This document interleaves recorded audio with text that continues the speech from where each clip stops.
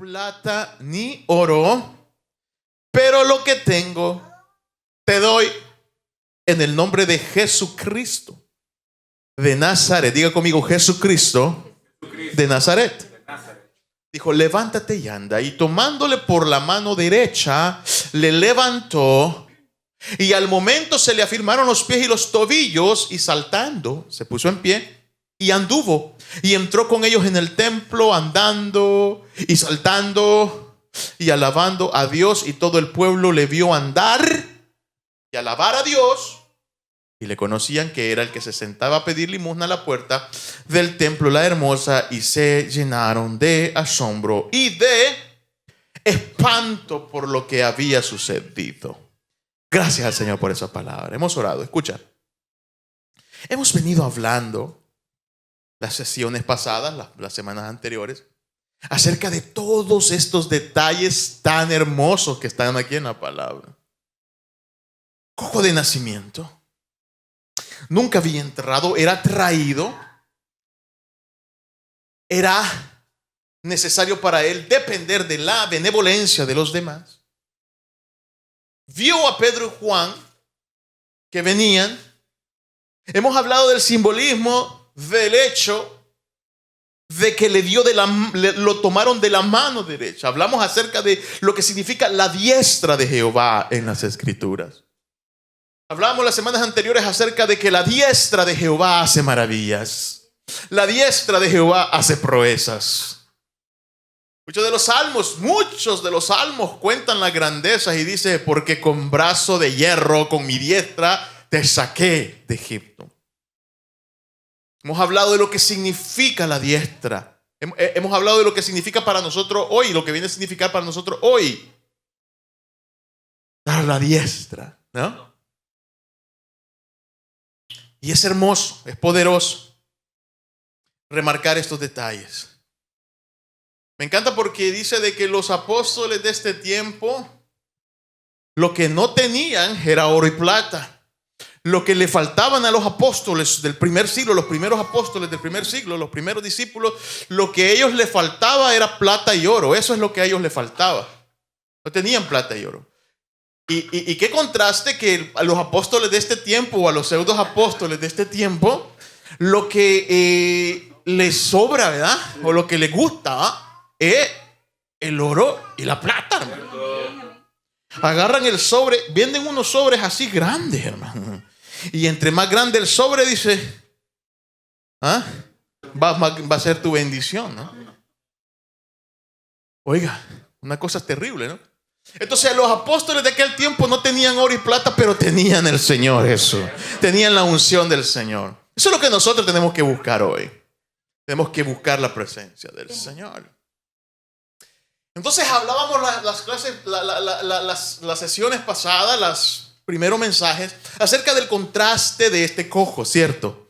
Porque como el título de esta porción, la verdadera hora hermosa del cojo, la verdadera hora hermosa del cojo no se encontraba en el hecho de pedir limosna o estar en un lugar que se llamaba hermoso, que se llamaba hermosa, porque para él había sido un contraste total, porque para él no había sido hermoso hasta ese momento. No había sido hermoso porque, si bien es cierto, por momentos recibía ayuda en ese lugar, en la entrada, nada más le alcanzaba para suplir sus necesidades momentáneas. Nada más le alcanzaba, la benevolencia de los demás le alcanzaba para sustentar su hambre, su frío, su dolor por momento limitado. Hablábamos acerca de que esa es precisamente la condición del hombre sin Dios, que se queda a la puerta de gozar y de conocer un verdadero y tener un verdadero encuentro con Jesús. Hay muchas personas que vienen a las iglesias, van a las iglesias, pero no se deciden a entregar su vida a Cristo. Entonces están a la puerta de la hermosa, pero no se deciden y no pueden entrar porque para ellos es más valioso lo del mundo, es más valioso lo que el mundo les da, es más valioso lo que aparentemente lo de afuera les ofrece y no quieren soltar lo de afuera y nunca por eso no pueden tener un encuentro con un Cristo de la gloria. Por eso es de que para nosotros es importante entender que la verdadera bendición de nosotros no se encuentra en lo que poseemos, se encuentra en Jesús. La verdadera bendición del Hijo de Dios, del creyente, de la mujer de Dios, del hombre de Dios, no estriba, aleluya, en lo que el mundo te puede ofrecer, el mundo te puedes obtener a través del mundo. Estriba en lo que viene del trono del Señor. Esa es la verdadera bendición. Por eso es de que nosotros somos bendecidos ya, porque hemos recibido la salvación de nuestras almas. Y eso es importante entender. Pero también hay algo que nos llama poderosamente la atención, y hablábamos de esto, aprendíamos de eso, y es el contraste entre los dos personajes de esta historia, Pedro y Juan. El contraste de sus caracteres, de sus temperamentos. Hablábamos acerca de que uno sí era demasiado explosivo y otro era muy suave. Otro era impulsivo y otro dormía en el pecho del maestro. Tenemos el ejemplo y tenemos aquella ocasión donde vemos que Pedro no lo piensa dos veces para cortarle la oreja a un soldado del templo de Anás y Caifás cuando llegaron al jardín del Getsemaní por Cristo. Y no puede decir Pedro de que bueno, es que yo hice eso porque estaba como medio dormido, no me fijé, tenía sueño, era de madrugada. No, porque se durmió el tipo durmió sus horas, porque Jesús regresa a ellos y le dice: no han podido velar conmigo ni una hora. Velad y orar para que no entréis en tentación. Dice, regresó y luego regresó y los halló durmiendo otra vez. Amigo, le dice, no veláis conmigo, pero ya saben qué, levantaos, ya viene el que me entregue. Entonces Pedro, cuando le vuela la oreja a Malcolm, no es que estaba medio dormido, no es que estaba medio cansado, no es que no se fijó lo que hizo, porque hay personas que dicen de que cuando están cansados y medio dormidos no saben lo que hacen. Pero Pedro estaba bien descansado, Pedro estaba bien dormido. El que no había dormido nada por velar, orar en el Espíritu era Jesús. Lo que nos habla de que cuando tú estás en la carne y conscientes lo que la carne nos pide, actuaremos bajo los impulsos de la carne. Pero cuando estamos en el Espíritu, veremos las cosas en el Espíritu. Pedro le dijo a Jesús: ¿no sabéis que está escrito que el que a espada mata, a espada muere? Le dijo. Y dice la Escritura que tomó la oreja de Malco, la sacudió y se la puso. ¿Usted se imagina a Malco ahí? Y en ese momento todos se dispersaron. ¡Puf! Se fueron. Y a maestro se lo llevaron. Ese era Pedro. Pero luego Pedro tiene una transformación, de un encuentro con el Cristo de la gloria. Porque cuando tú tienes un verdadero encuentro con el Cristo de la gloria maravilloso, tu vida cambia. Tú ya no puedes ver las cosas como las mirabas antes. Dice la palabra del Señor que, si bien es cierto, dice de que esa noche, después de haber negado a Cristo 3 veces, como Cristo se lo había dicho, la Escritura declara literalmente que dice que fue y lloró. ¿Cómo lloró? Amargamente, porque él fue el primero que le dijo: mi vida daré yo por ti. Es más, él fue el primero que anteriormente le dijo, no va, cuando bajaron de la barca, después que él sale caminando, ¿se recuerda todo esto? Cuando él los encuentra y le dice: no temáis, y luego bajan, y luego él le dice: de cierto os digo que me voy a ir a Jerusalén, y el Hijo del Hombre será muerto. Se lo dijo claramente en la orilla del mar de Galilea. Pero es necesario, porque al tercer día me levantaré y vendré a vosotros.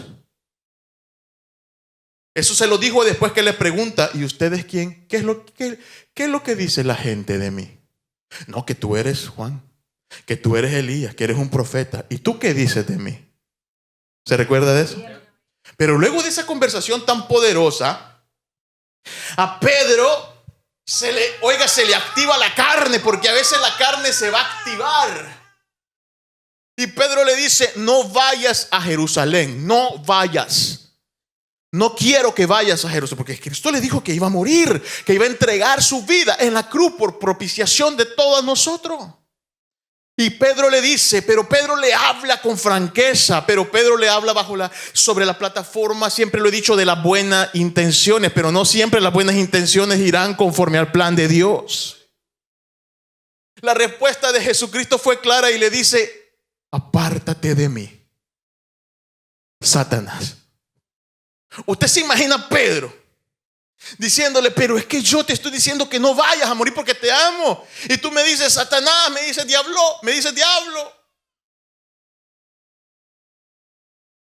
Porque tú tienes que saber, tú tienes que entender que todo lo que vaya en contra de la voluntad de Dios, para Dios viene del otro lado. Cada vez que actuamos en contra de la voluntad de Dios, vamos en contra de su amor, entonces estamos apoyando el otro lado. Y a Dios no le agrada eso. Por eso siempre tenemos que esperar en la palabra de Dios, vivir la palabra de Dios, actuar en la palabra de Dios. Si así lo hacemos, estamos seguros de que estamos caminando en rectitud de Él. Y ese Pedro, al que le habían sido bien claros y bien francos, le habían dicho diablo, hija. Le habían dicho: Pedro, me vas a negar. Había actuado de esa manera. Le habían dicho: al que espada mata, espada muere. Pedro, aguántate. Pedro había recibido regaños fuertes, pues. Pedro había sido procesado. Pedro había recibido reproches fuertes. Pero ¿sabe qué? Al final dice que es el primero que se tira de la barca cuando ve al Cristo de la gloria resucitado, aleluya, caminando por la orilla del mar. Bendito sea el Señor, aleluya. Y dice que ya tenía el fuego listo. Y dice que ya había sacado un pez. Dice que tenía un pez asado, ahí parte de un pez asado. Oiga, yo no sé a qué hora se metió Jesús al agua, pero como Él es poderoso, ya lo tenía listo en el peor momento de ellos. No habían pescado nada tampoco. No habían sido productivos. Otra vez, demostrando de que cuando Jesús no está contigo, no vas a producir. Serás infructuoso. Por eso es necesario siempre volver a los pies de Cristo. Aleluya, volver a la cruz de Cristo. Ese Pedro fue el que se tiró y fue al encuentro de Cristo. Por eso me encanta cuando Pedro y Juan hacen irrupción esa mañana en el templo, a la hora novena, a la hora nona. En griego, así está escrito en el original, la hora nona, la hora novena, la hora del sacrificio, dice la palabra, la hora de la oración, la hora donde lo cambió todo. La hora novena nos proyecta, y hablábamos de esto, a la cruz. La hora novena nos proyecta a nuestro momento decisivo con el Señor. La hora novena nos proyecta al momento en el que el Señor nos toma una vez más y nos entramos en el plan de Dios, en el tiempo de Dios. Esa es la hora novena. Yo creo que estamos a punto de entrar a nuestra hora novena en el Señor. Tu casa, tu familia, tus planes, deja que el Señor los ponga en la hora novena de Él. La hora novena representa humillación. La hora novena representa, aleluya, rendición. Amén. La hora novena representa entrega. La hora novena representa donde tú terminas y Él comienza.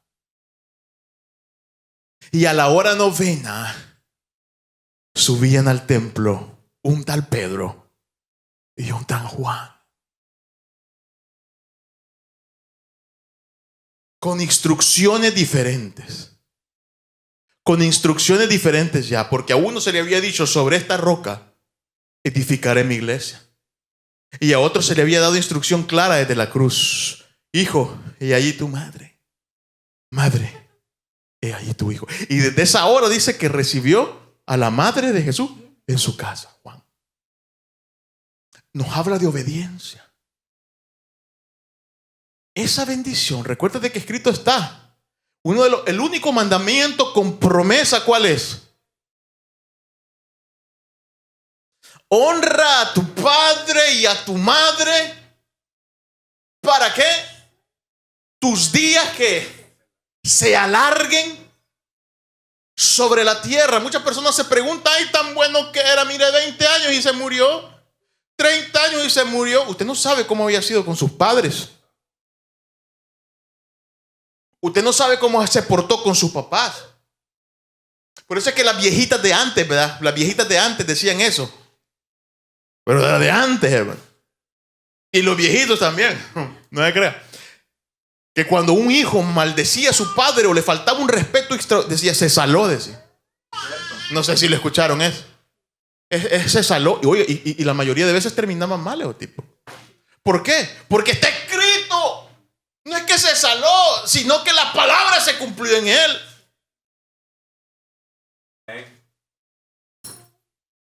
Porque cuando tú no honras, ¿y qué es honrar? Pregúntame, ¿qué es honrar a mi padre y a mi madre? Es caminar bajo los estatutos que Cristo y que la palabra ha establecido.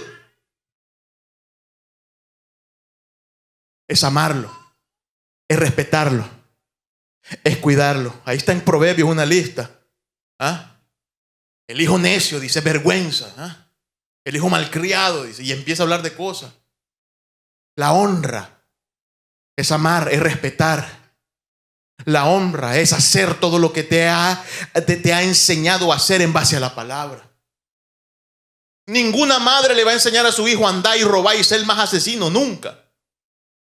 Ningún padre le va a decir, hijo, aquí está esta pistola, jale el gatillo, nunca. Y si hay casos es porque, oiga, son hijos del diablo. Porque un padre siempre quiere lo bueno para su hijo. Amén. Escucha esta palabra.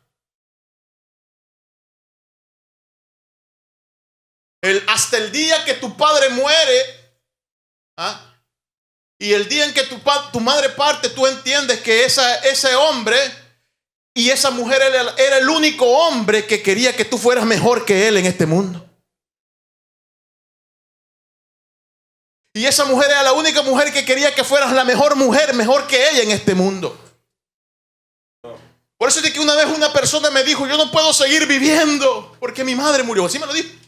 Ya no sé cómo vivir. Estaba sumido en una gran depresión. No sé cómo, sí, porque es duro, hermano. Imagínate, yo perdí a mi padre también. Pero le dije yo, ¿sabes qué? Ahora más que nunca, tú tienes la responsabilidad de seguir viviendo, le dije yo. ¿Pero por qué? Me dijo. Y allí le cambié el clic a esa persona. Porque ahora que ya no está, es cuando tú tienes que vivir y hacer lo que ella te enseñó a hacer. Ahora es cuando tú vas a honrar y poner en práctica lo que ella te enseñó a hacer. Ella te enseñó a que fueras un buen hombre, una buena mujer. Ahora es cuando tienes que hacerlo para honrar.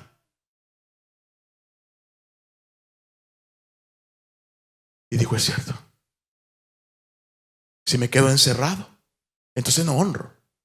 Tengo que vivir y seguir viviendo para hacer lo que ella me enseñó a hacer y no ser lo que ella no quería que no fuera. Fíjate qué poderoso. Esa es la honra. Honra a tu padre y a tu madre. Pero también parte de la honra es ayudarlo, hermano. Ayudar a su padre y a su madre. Hay personas tan ingratas, que no se acuerdan de su viejito y de su viejita. Voy a ir a ver, dice, después de un año, y no le llevan pero ni un dulce, ni una gomita Diana le llevan. ¿Se acuerda de esa?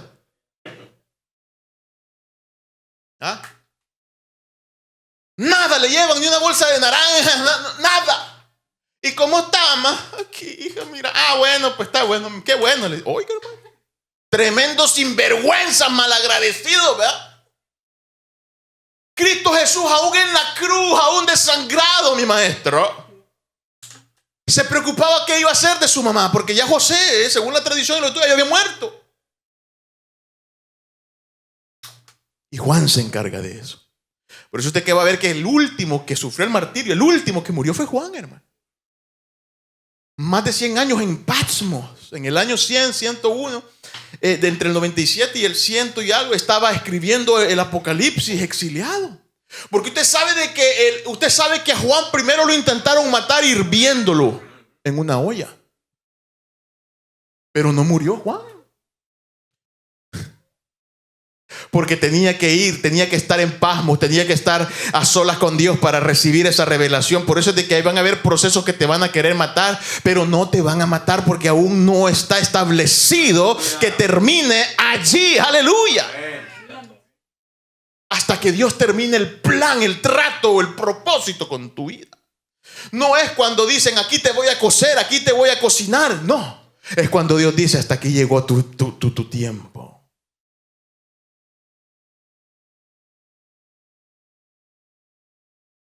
Y Juan no murió en esa olla ese día. Pero usted se imagina a Juan exiliado en Patmos, cómo estaba cicatrizado, si estuvo hervido en una olla de aceite. Pero salió de allí. Cuando leemos esta porción de Hechos capítulo 3 verso 1 al 10, que vemos de que sí, Pedro y Juan subieron y le dieron, ¿qué es lo que estos hombres habían pasado? ¿Cómo habían sido procesados? Por eso de que tú tienes que entender que para darle vida a los huesos secos de las personas que lo necesitan, tú no puedes hablar palabras vacías.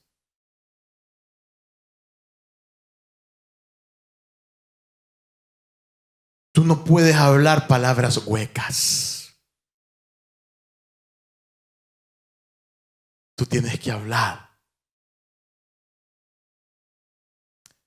de lo que Dios, de lo de que Dios te ha enseñado a través de tu proceso. De ahí el Señor te va a hacer hablar. Y esas son las palabras que le dan vida a las personas en sus pecados. Porque la palabra de Dios en tu vida se hace real, se hace viva. No es una falacia. Porque usted sabe que la palabra del Señor declara en Santiago capítulo 2 verso 19 y dice, ¿crees que Dios es uno? Bien haces. También los demonios saben y tiemblan. Los demonios y Satanás se pueden la palabra del Señor. Se la saben. El problema y la gran diferencia es de que ellos jamás la van a poder vivir. Y cuando tú como hijo de Dios vives esa palabra toma poder. Y cuando sale de tus labios, el Señor la respalda con poder. Por eso es de que cuando tú estás en la presencia de Dios y tomas la palabra de verdad, toma vida. Eso es lo que le pasó a Moisés cuando estaban frente al mar y los egipcios a sus espaldas. ¿Qué es lo que Dios le dijo a Moisés? ¿Por qué me pregunta a mí? ¿Está aquí? Señor, ¿pero qué hacemos? Mira. ¿Y por qué me preguntas a mí? Le dijo Dios. No, pero como tú eres... No, ¿por qué? Oiga, ¿qué pregunta? ¿Está conmigo, iglesia? Dios te está diciendo, ¿y por qué me pregunta a mí? Cuando tú estás en la presencia de Dios y vives la palabra de Dios, tú lo que tienes es que hablar vida. Amén. Dios le dijo a Moisés, ¿qué tienes en tu mano? No, pues la vara representa, la vara te la di. Ya te di la palabra. Estás en mi presencia. Actúa y yo te voy a respaldar, le dijo Dios. Dios le estaba diciendo a Moisés, tú ya tienes mi respaldo, tú ya tienes mi promesa, tú estás viviendo en mi presencia. Tienes la vara de mi poder, de mi presencia y de mi palabra en tus manos. Ahora lo único que necesito es que camine en fe y que actúe en fe. Lo que tú hagas lo voy a respaldar porque ya yo sé que tú estás en mi presencia y no te mueves sin que sea mi voluntad.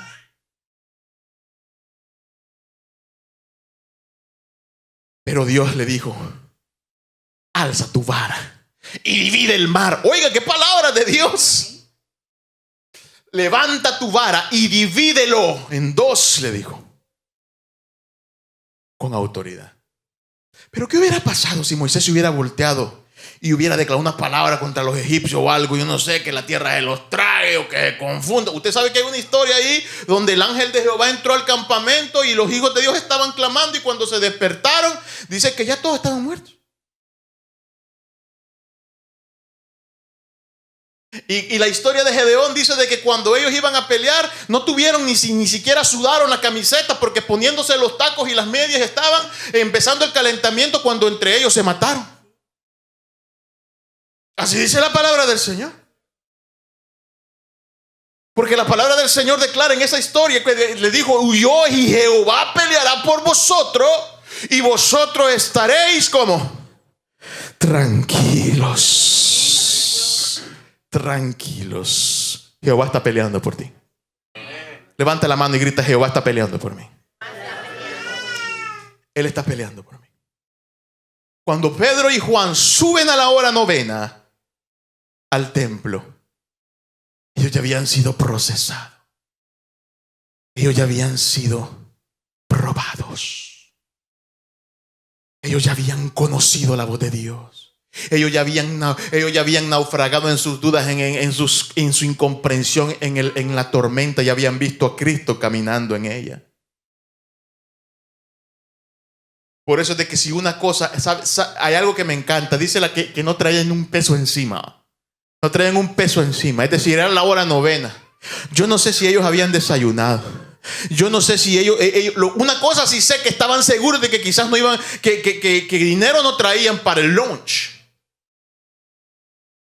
Porque no traían si no, por lo menos le hubiera dicho Juan: mira, démosle lo del almuerzo. No tengo plata ni oro. No traían ni un peso, no traían ni un denario, no traían ni una blanca, nada traían. Ellos no sabían con qué iban a almorzar, pero ellos sabían que Dios iba a proveer. Aleluya. Ellos no sabían que iban a cenar, pero habían visto al que multiplica los panes y los peces. Bendito Dios. Ellos no sabían dónde iban. Oiga, ellos no tenían nada, pero lo que sí tenían era un corazón lleno de fe en Cristo.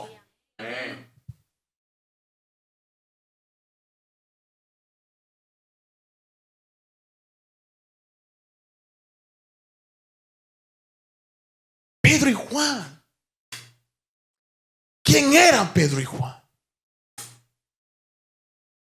¿Quién era Pedro y Juan? Pedro y Juan eran hombres. Pedro y Juan eran seres humanos, pecadores como nosotros, sencillos como nosotros. ¿Quién era Pedro y Juan? ¿Quién era realmente Pedro y Juan? Pedro y Juan eran hombres cortos de palabra, inexpertos, toscos quizás para hablar, como tú y yo, sin elocuencia, sin un buen léxico, sin estudios, pero habían conocido a un Cristo maravilloso de la gloria.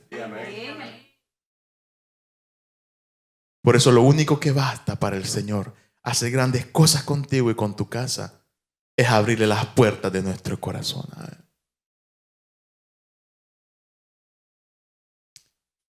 Hablamos de las dos condiciones del cojo. Había nacido así, su posición a la puerta, anhelaba entrar, nunca había entrado. Hablamos de las dos miradas del cojo. Pedro y Juan lo vieron. Pedro y Juan fijaron su mirada en él. Míranos que no tenemos nada, míranos que no somos diferentes, míranos que no poseemos gloria alguna de este mundo, míranos. Somos hombres iletrados como tú, pero tenemos lleno el corazón de fe en el Rey de Reyes. Quiero hablarte esta mañana y cerramos con esto, los dos regalos en contraste del cojo. Los dos regalos en contraste del cojo. Escucha, voy rápido. Esa mañana para el cojo sentado allí, esa mañana para aquel cojo postrado allí, el panorama para ese cojo a la puerta era el mismo, las mismas calles, los mismos puestos, las mismas casas, las mismas personas, el mismo ambiente, el mismo clima quizá, la misma temperatura. Todo parecía igual, todo parecía rutinario. Pero la diferencia estaba en lo espiritual. Ya iban en camino un Pedro y un Juan a su encuentro. Ya iban en camino un Juan y un Pedro caminando por las calles. Para él todo se miraba igual, pero ya un Pedro iba en camino. Por eso levanta la mano bien arriba, escucha esta palabra. Por eso tú tienes que saber que aunque todo se vea igual, aunque todo se vea igual a tu alrededor, tu situación, tus circunstancias parezcan no mejorar, cree que respuesta ya viene en camino. Aleluya. Cambio viene en camino. Aleluya. Bendición viene en camino. Aunque todo se vea igual, cree que a Dios envió a un Pedro y envió a un Juan con tus respuestas. Porque Dios siempre está actuando. Porque Dios siempre se está moviendo. Ya Dios lo ha enviado para ti. Ese cojo esperaba ayuda material esa mañana. ¿Qué es lo que el cojo esperaba? Dinero. Dice que fijó su vista en ellos esperando recibir de ellos algo. Porque eso es lo que estaba acostumbrado a recibir. Nadie le había dado algo diferente. Nunca nadie en toda su vida de cojo, postrado, limosnero, indigente, le había dado algo diferente. ¿Sabe por qué? Pregúntame por qué. Porque aún estaba allí, porque aún regresaba cada mañana allí. Porque aún se miraba en la necesidad de volver al día siguiente, porque lo que le daban no era suficiente para tomarse un break. Porque nunca alguien le había dado algo tan diferente para ir y salir de esa condición. No. Nunca había ganado lo suficiente para irse de vacaciones. Nunca había recibido lo suficiente para irse a las Bahamas. Nunca había recibido lo suficiente para ya no pedir por lo menos una semana y descansar la espalda y descansar del sol.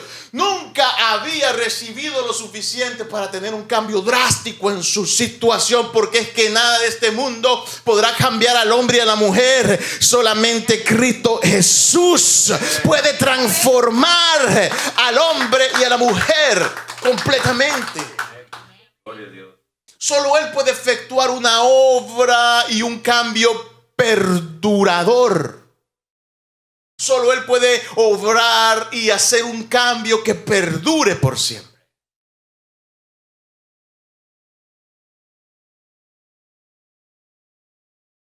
Él esperaba ayuda material. Él esperaba dinero. Él esperaba algo de este mundo, pero recibió algo espiritual. Él esperaba algo humano, literal, pero recibió un cambio, un toque permanente, una transformación de Cristo.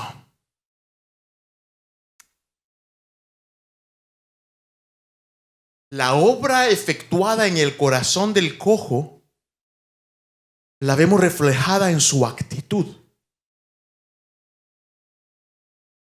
Él estaba contento por haber sido sanado y podía caminar. Dice que entró caminando.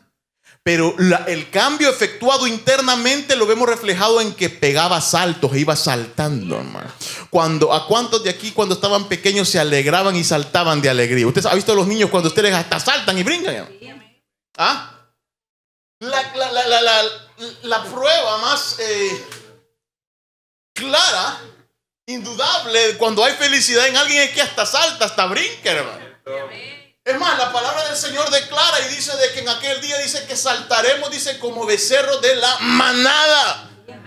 Ahora, yo no sé cómo usted está venido hoy, pero vuelve a ver al que está a tu lado y sacúdelo y dile: yo tengo una cara de becerro de la manada tremenda, porque vas a brincar, vas a saltar de gozo, de júbilo, a causa de lo que Cristo va a hacer en tu casa, en tu vida. Saltaremos como becerros de la manada. Los becerritos cuando están contentos ellos saltan. Ellos brincan, hermano. Dice que el cojo entró saltando, brincando y alabando a Dios. La obra no solo se efectuó físicamente, sino que se efectuó en su corazón, en su interior. Ese día él tuvo un encuentro no con el Dios del judaísmo que enseñaba, no con la ley vacía, con esfuerzos físicos que no traían un cambio, sino que él tuvo un encuentro personal con aquel que le declaró Pedro y Juan, Jesucristo de Nazaret. Oiga, qué poderoso. Por eso de que cuando tú estés en problemas y en dificultades, no clames a cualquiera. No busques ayuda en la esquina. Busca ayuda en Jesucristo de Nazaret. Amén. Y la manera tan específica de Pedro y de Juan fue extraordinaria, porque usted sabe que Jesús, el nombre de Jesús era un nombre común en aquel entonces. Es decir, habían más Jesús. Se recuerda de que cuando Pablo andaba predicando en una de las regiones de Asia Menor, dice de que vino a él un Bar Jesús. ¿Se recuerda de ese? Un tal Bar Jesús, imagínense. Y le dijo, hey, ¿sabes qué? ¿Cuánto me vendés ese poder que ustedes tienen? Oiga el malvado, hermano. ¿Ah? ¿En cuánto me vendés eso? ¿Y qué le dijo el apóstol Pablo y Bernabé? ¿Ah? ¿Qué pasó con Bar Jesús en ese momento? Sobre ti caiga. Oiga, y el tipo quedó. Le cayó sobre él. Una cosa terrible. Porque el reino de los cielos no se compra, le dijo, con plata ni con oro.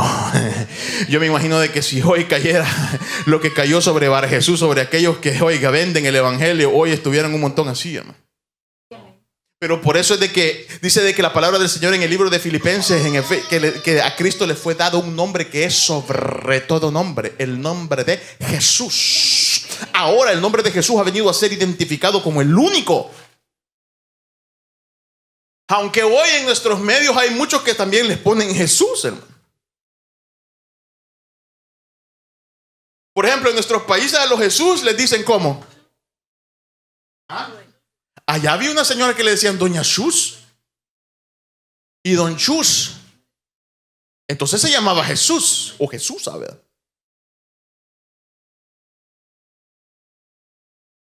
En México, ojo a esto, los que nos ven en Centroamérica se les va a volar, oiga esto. En México a los Jesús les dicen chuchos. Ojo, que no tiene nada que ver con el término que nosotros usamos de chuchos en Centroamérica, porque en México chuchos es a los Jesús. Y chuchos para nosotros es otra cosa. ¿Por qué? Porque todavía se sigue usando el nombre Jesús, ¿va? La señora, bien devotas, ¿va? No devotas, pero bien devotas. Ella le dicen, yo quiero que este niño me salga santo, ¿no? Le voy a poner Jesús. Y el tipo sale un ladronazo, hermano. El tipo sale un ratero, un pillo. ¿Ah? No es así la cosa. Les pasa como aquellas mujeres que le dijeron, Señor, manda que mis 2 hijos se sienten a tu diestra. Cuando estés en el trono, en la gracia, que uno esté a tu derecha y el otro a tu izquierda. Oiga, hermano, la ambición del hombre, ¿no? Pero eso no es así, porque Cristo es el que hace la obra en el hombre. Por eso es de que cuando Pedro y Juan, ellos no dejan nada al azar, son específicos y dicen Cristo Jesús o Jesucristo, es más, de Nazaret. Oiga, no había duda, hermano, quién era. Por eso es de que cuando usted ore por un enfermo, por eso es de que cuando usted ore por un endemoniado, usted siempre especifique y diga en el nombre de Cristo Jesús. Amén. Porque Cristo quiere decir el ungido, el Mesías, el de quien se habló desde el principio. Usted está especificándole a la enfermedad, a las fuerzas de las tinieblas, sobre quién está tu confianza y en el nombre de quién está obrando la obra.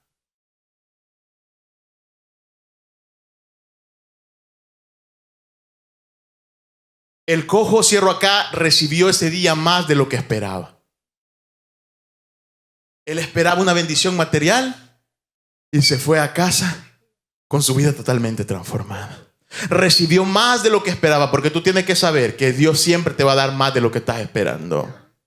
Dios siempre te va a dar más de lo que estás pidiendo. Si le crees al Señor, Él lo hará. Él lo hará. La plata y el oro son útiles, pero no lo pueden todo. Cristo es más grande que todo eso. Cristo es más poderoso que todo eso. Pedro y Juan, ¿qué es lo que Pedro y Juan tenían? ¿Qué es lo que Pedro y Juan tenían entonces? Lo único que Pedro y Juan tenían, escucha esto, era un nombre que es sobre todo nombre, y no se lo guardarían para ellos. Estaban dispuestos a darlo y que todo el mundo lo conociera. Por eso, no te guardes a Jesús. Cuando vea la necesidad, da a Jesús. Háblale al perdido de Jesús. Háblale al que está necesitado de Cristo Jesús. Dile al mundo que hay un Cristo maravilloso que ha venido a salvarlos.